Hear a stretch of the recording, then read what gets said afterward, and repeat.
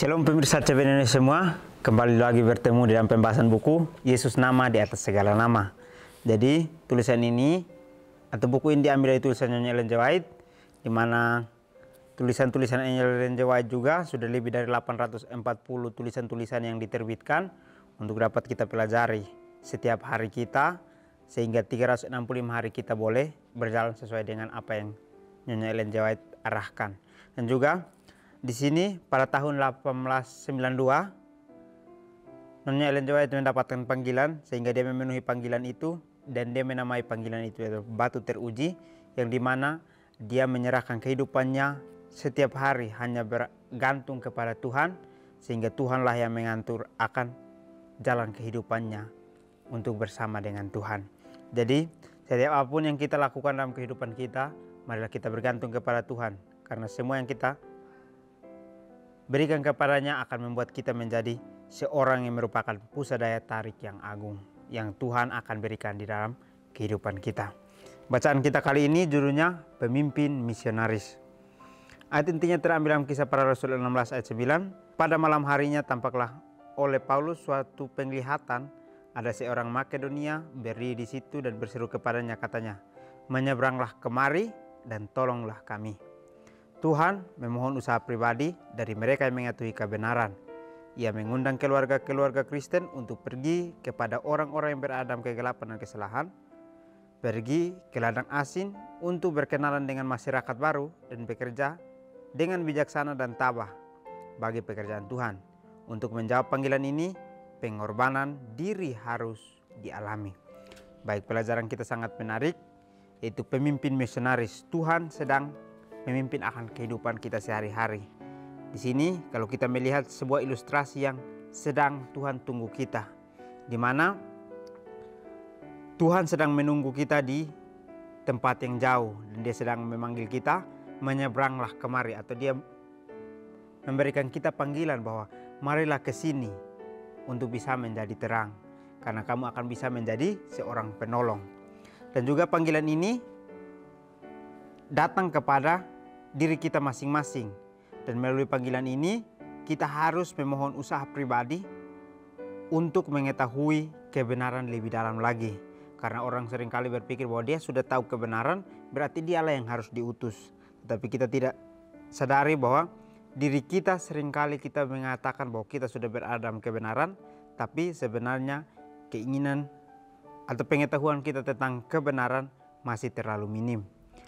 Ia mengundang keluarga-keluarga Kristen untuk pergi ke tempat orang yang berada dalam kegelapan dan kesalahan, pergi ke ladang asing untuk berkenalan dengan masyarakat baru dan bekerja bijaksana dan tabah bagi pekerjaan Tuhan. Jadi ada contoh yang Tuhan berikan kepada kita sebagai keluarga Kristen.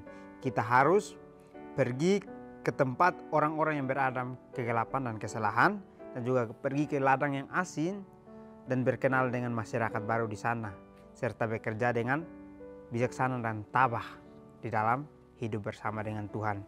Jadi kita diajak bahwa bukan pergi untuk berada di dalam orang-orang yang sesama misionaris, tetapi kita di sini dikatakan bahwa kita harus pergi untuk berada di dalam kegelapan dan kesalahan yang orang-orang lakukan, dan juga pergi ke ladang asing di mana kita di sana kita bisa berkenalan dengan masyarakat baru, serta kita bekerja dengan bijaksana, lalu kita melakukan tugas Tuhan di sana sehingga pekerjaan Tuhan boleh berjalan dengan lancar di sana. Untuk menjawab panggilan ini, pengorbanan diri harus dialami. Atau untuk bisa mencapai titik yang Tuhan ajarkan, berarti kita harus bisa mendapatkan pengorbanan diri di dalam kehidupan kita terlebih dahulu.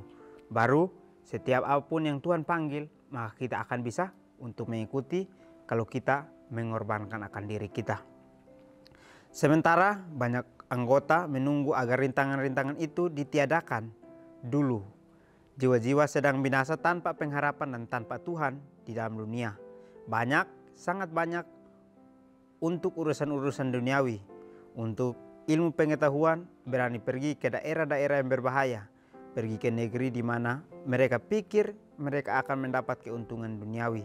Tetapi di manakah pria dan wanita yang berpindah tempat tinggal dan memboyong keluarga mereka ke daerah-daerah yang memerlukan terang kebenaran agar teladan mereka dapat berbicara kepada orang lain bahwa mereka wakil-wakil Kristus. Baik, ini kembali teguran keras untuk kehidupan kita masing-masing. Dikatakan di sini bahwa banyak orang yang ingin untuk menjadi misionaris, tetapi mereka ingin supaya rintangan-rintangan yang Tuhan berikan dalam kehidupan sehari-hari itu Tuhan hapus dulu atau ditiadakan dulu, baru mereka bisa menjadi misionaris. Tetapi tanpa kita sadari bahwa banyak jiwa-jiwa yang sedang menunggu untuk mengenal Tuhan, tetapi karena kita mau untuk rintangan-rintangan itu ditiadakan dulu, sehingga jiwa-jiwa yang sudah menunggu Tuhan itu binasa tanpa harapan dan tanpa Tuhan di dunia ini. Jadi sangat kelam hidup mereka pada saat kita menolak untuk menunggu rintangan-rintangan itu ditiadakan, tetapi berjalan bersama dengan Tuhan, semua akan ada rintangannya untuk kita bisa belajar untuk lebih dekat kepadanya. Sangat banyak orang untuk urusan duniawi, untuk ilmu pengetahuan berani pergi ke daerah-daerah yang berbahaya, pergi ke negeri di mana mereka pikir mereka akan mendapatkan keuntungan duniawi. Jadi ini teguran keras untuk kehidupan kita semua. Dikatakan bahwa banyak sekali orang yang untuk urusan duniawi atau untuk pendidikan berani pergi ke tempat-tempat yang berbahaya untuk pergi mencari keuntungan duniawi. Kita ingat bahwa sesuatu hal yang Tuhan titipkan di dalam kehidupan kita, kita harus lakukan untuk kepentingan kebenaran sendiri, bukan lakukan untuk kepentingan atau keuntungan duniawi itu. Karena pada saat kita melakukan sesuai dengan apa yang dunia inginkan, maka kita sedang menyembah akan dunia itu. Tetapi ajakannya di sini dikatakan bahwa di manakah pria dan wanita yang berpindah tempat tinggal dan memboyong keluarga mereka ke daerah-daerah yang memerlukan terang kebenaran. Jadi kita kembali diajak, marilah kita berpindah dari tempat nyaman kita untuk pergi ke tempat di mana orang-orang memerlukan terang kebenaran itu. Sehingga di sana orang-orang itu dapat berbicara bahwa kita adalah wakil-wakil Kristus yang membawa kebenaran itu untuk mereka dengar. Seruan orang Makedonia datang dari setiap penjuru dan orang-orang berkata, "Datanglah dan bantu kami." Dan mengapa tidak ada tanggapan yang pasti? Ribuan orang harus didorong oleh Roh Kristus untuk mengikuti teladan Dia yang telah memberikan nyawanya untuk kehidupan dunia. Mengapa menolak untuk mengambil keputusan? Upaya penyangkalan diri untuk mengajar mereka yang tidak mengetahui kebenaran. Untuk saat ini, pemimpin misionaris datang ke dunia kita, dan dia telah pergi sebelum kita untuk menunjukkan kepada kita dengan cara bagaimana kita harus bekerja. Tidak seorang pun yang bisa menandai garis batas bagi mereka yang mau menjadi saksi Kristus. Jadi Tuhan terus memberikan kita pelajaran setiap harinya. Setiap apapun yang kita lakukan, Tuhan sedang mengundang kita. Dia katakan bahwa datanglah dan bantulah untuk menyebarkan akan terang kebenaran itu kepada orang-orang yang sedang memerlukan. Tetapi seringkali ajakan ini kita abaikan sehingga kita tidak tanggapi. Sebenarnya ajakan ini adalah ajakan yang pasti untuk keselamatan diri kita, tetapi kita tidak menanggapi akan panggilan itu. Jadi ribuan orang harus didorong oleh Roh Kristus untuk mengikuti teladan Dia yang telah memberikan nyawanya untuk kehidupan dunia. Jadi banyak orang yang ingin untuk menjadi misionaris, tetapi pikiran mereka adalah menjadi misionaris berarti Tuhan akan menolong mereka untuk melakukan apa yang mereka inginkan. Tetapi di sini kita dapat belajar lagi bahwa mengikut Tuhan pasti ada rintangannya. Berarti semua yang kita inginkan Tuhan akan hilangkan, yang dimana kita harus mengorbankan diri kita. Sehingga pada saat kita mengorbankan diri kita, maka kita sedang didorong oleh Roh Kristus untuk mengikuti teladan Dia yang telah memberikan nyawanya untuk kehidupan dunia atau untuk kehidupan kita masing-masing. Dia mengajak kita untuk datang untuk memberikan terang itu kepada semua orang yang sedang menunggu itu. Mengapa menolak untuk mengambil keputusan? Upaya penyangkalan diri untuk mengajar mereka yang tidak mengetahui kebenaran untuk saat ini. Jadi ini pertanyaan kembali muncul untuk kehidupan kita masing-masing. Kenapa kita menolak Dia? Tetapi di sini dikatakan bahwa kita tidak boleh menolak Dia sebagai satu ajakan yang pasti untuk kehidupan kita, yang membawa diri kita untuk selamat. Jadi melalui penyangkalan diri kita dapat mengajar untuk orang-orang dapat mengetahui akan kebenaran. Jadi Tuhan sudah datang untuk kehidupan kita. Dia sudah menunjukkan cara bagaimana untuk kita bekerja. Dan juga pada saat kita sudah masuk ke tempat pekerjaan itu, maka tidak seorang pun dapat menandai atau dapat membatasi garis batas yang harus untuk menjadi saksi Kristus. Tetapi kita harus terus untuk berkembang setiap hari. Mereka yang memiliki sarana, memiliki tanggung jawab ganda karena telah dipercayakan kepada mereka oleh Tuhan. Dan mereka harus sadar bahwa tanggung jawab mereka untuk memajukan pekerjaan Tuhan dalam berbagai cabangnya, kenyataan bahwa kebenaran mengikat jiwa-jiwa dengan mata rantai emasnya ke takhta Tuhan. Seharusnya mengilhami pria dan wanita untuk bekerja dengan segenap tenaga yang diberikan Tuhan untuk menjalankan kesanggupan yang Tuhan berikan kepada mereka di wilayah-wilayah lain, menyebarkan pengetahuan tentang Kristus di antara bangsa-bangsa lain.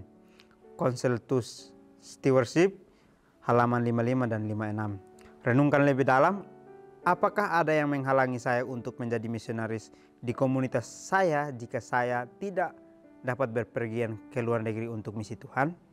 Jadi di akhir pelajaran kita memberikan kita pengetahuan lebih dalam lagi.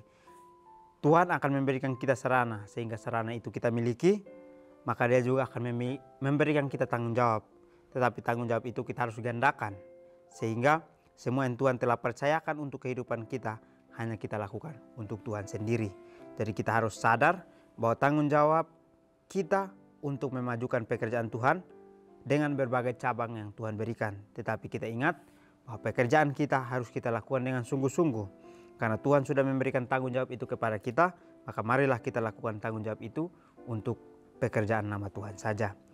Kenyataan bahwa kebenaran mengikat jiwa-jiwa dengan mata rantai tahta Tuhan seharusnya mengilhami pria dan wanita untuk bekerja dengan segenap tenaga yang telah Tuhan berikan.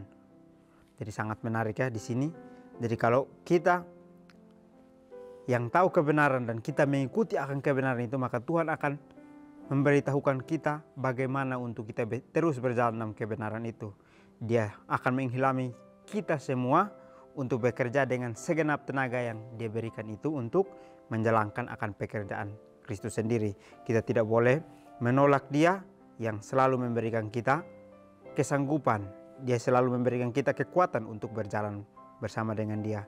Jadi untuk menjalankan kesanggupan yang Tuhan berikan kepada mereka di wilayah-wilayah lain, menyebarkan pengetahuan tentang Kristus di antara bangsa-bangsa lain. Jadi Tuhan akan memberikan kita kekuatan untuk kita bisa bekerja dimanapun kita ditempatkan, mau tempat yang asing pun kita harus bisa untuk tabah untuk menjalankan pekerjaan Tuhan di sana. Jadi mungkin inilah pelajaran melalui pemimpin misionaris itu. Tuhan sudah datang untuk kehidupan kita. Dia sudah menyelamatkan kita. Dia memberitahukan kepada kita cara bagaimana untuk kita bisa memberikan terang itu kepada orang lain. Kita semua pasti tahu karena kita adalah pelajar firman sendiri. Sehingga kita dapat belajar bahwa firman itulah yang akan menuntun kita untuk menjadi seorang misionaris yang Tuhan inginkan dalam kehidupan kita. Mungkin ini saja pelajaran yang dapat saya bahas. Kiranya kita bertemu lagi di pertemuan selanjutnya.